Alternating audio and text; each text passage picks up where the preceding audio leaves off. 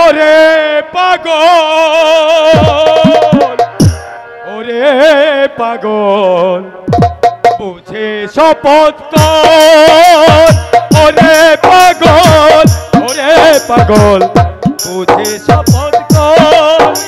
ওরে না বুঝিয়া করলে শপথ, না বুঝিয়া করলে শপথ, হবি রে তুই করজল। ওরে পাগল, ওরে পাগল, বুঝে শপথ কর।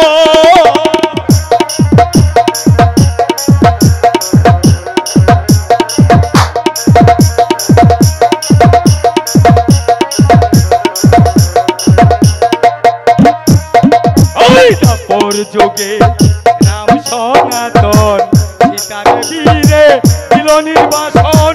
তারপর যোগে রাম সনাতন সীতা দেবীকে দিল নির্বাসন। আরে মহামানব ছিল তারা, মহামানব ছিল তারা, তুই তো ক্ষুদ্র নর। ওরে পাগল, ওরে পাগল, বুঝে শপথ কর।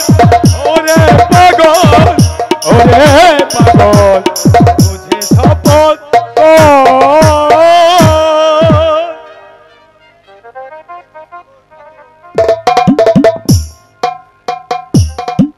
আমি বুঝে শপথ করেছি পাগল ঠাকুর।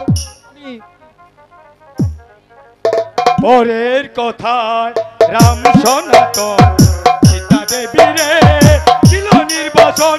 ওই পরের কথায় রাম সনাতন সীতা দেবীরে দিল নির্বাসন।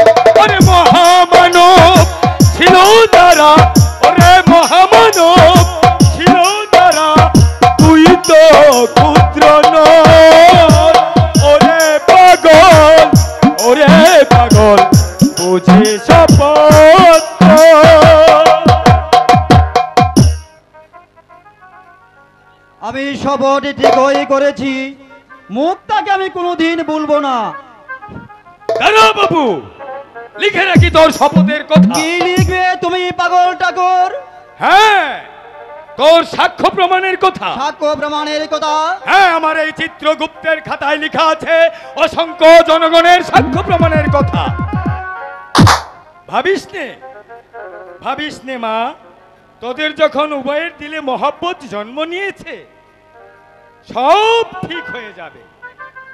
তবে খুব সাবধান, ভুল করলে পস্তাতে হবে কিন্তু।